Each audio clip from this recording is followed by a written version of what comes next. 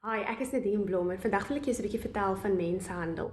Mensenhandel is die werwing en vervoer van 'n persoon van een plek na 'n ander wat ook 'n land oor landsgrense kan insluit, een land na 'n ander, met die doel om hierdie persoon te gebruik vir eksploitasie. Dis 'n kriminele oortreding en dit is ook 'n skending van 'n persoon se mensereg. So, mensenhandel kom reg oor die wêreld voor, ook in Suid-Afrika. Ons het 'n toenemende krisis in Suid-Afrika met mensenhandel as gevolg van die korrupsiesyfers wat so hoog is en die feit dat dit so maklik geword het amper om dokumente te kry wat reisdokumente betref en so meer. Daar's verskillende vorme van mensenhandel. Een vorm van mensenhandel is mensenhandel met die doel om organe te verkoop. Met ander woorde, 'n persoon word gewerf asof hulle 'n werk wil gaan doen in 'n ander land en dan as die persoon daar aankom dan weet die persoon nie eintlik wat die regte werk is wat hy gaan doen nie. Hulle dink hulle gaan 'n onderwyser wees of wat ook al die geval is en dan word die persoon in 'n gastehuis ingeneem en dan word vir die persoon gesê jy weet gaan stort lekker pak jou goed uit en die oomblik wanneer hulle by hulle kamer wil uitgaan vind hulle uit hulle deur is gesluit en wanneer hulle na die venster toe gaan om te kyk of hulle by die venster kan uitkom, dan is die venster geseël en daar's baars voor die venster. So met ander woorde, dit is 'n baie gevaarlike ding wat met 'n ou kan gebeur. En dit kan met enigiemand van ons gebeur. Die internet is een van die groot maniere waarop hierdie syndikaate mense werf.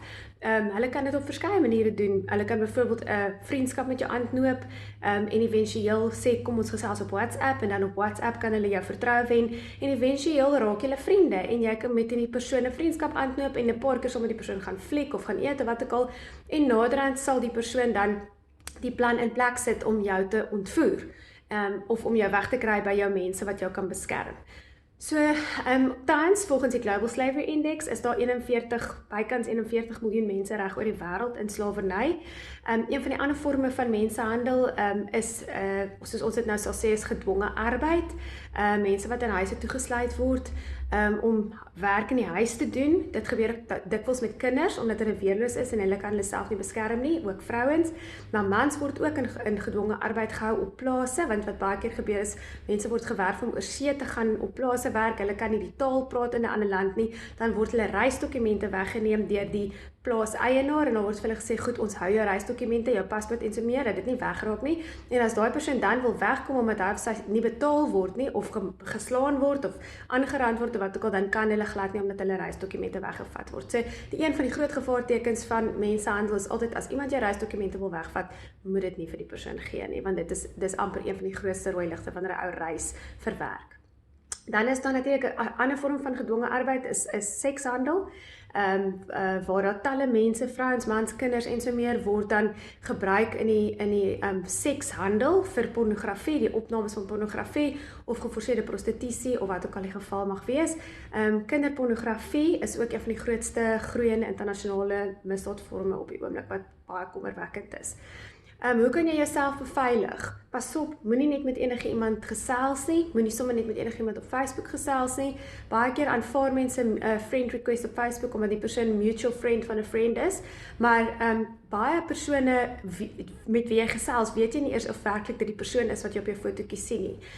Die syndikaate sit letterlik elke dag en hulle kyk deur Facebook profiele en hulle kyk, jy weet waar hulle iemand kan sien wat dalk moedeloos is oor die lewe of wat hoop verloor het en dan sal hulle byvoorbeeld vir jou boodskap stuur en sê, hallo, jy's so amazing, pragtige mens of good looking, hoekom is jy so down, ek is hier vir jou, kom ons gesels daaroor. Ja, so ek weet een ding wat baie belangrik is vir mense om te onthou is, elke mens het die behoefte aan koneksie. Elkeen van ons het die behoefte om liefgehet te word.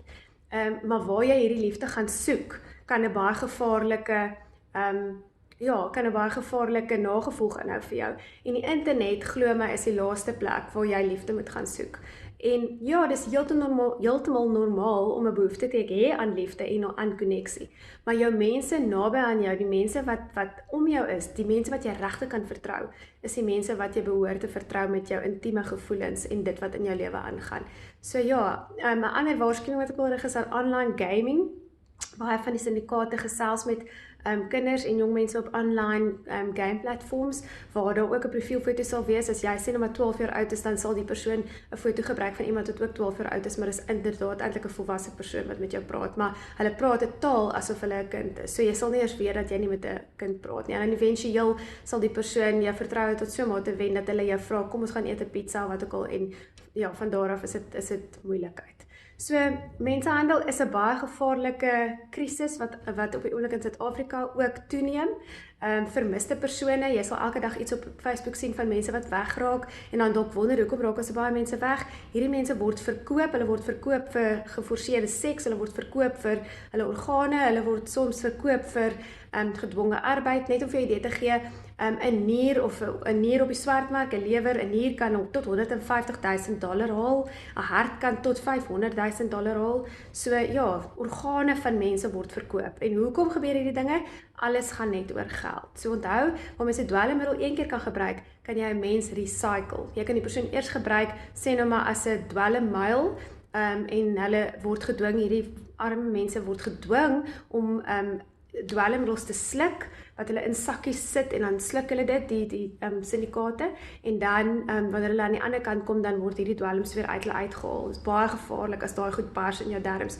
So hulle word vir dit gebruik, of hulle word gebruik vir geforseerde prostitusie, of hulle word dan later ook vir orgaanhandel gebruik, om hulle organe dan te harvest of te oes. So ja, as jy enigstens weet van iets wat jou bekommerd of jy bekommerd maak, of jy weet van iemand wat dalk jy dink dalk in so 'n situasie kan wees, kontak die noodlyn, dis 0800 222 777, dis die Human Trafficking Hotline in Suid-Afrika, 0800 222 777, en jy hoef nie jou naam te sê of jou identiteit bekend te maak nie, jy kan ook anoniem rapporteer. So ja, as jy meer wil weet oor mensenhandel, kan jy ook A21 se webwerf gaan besoek, www.a21.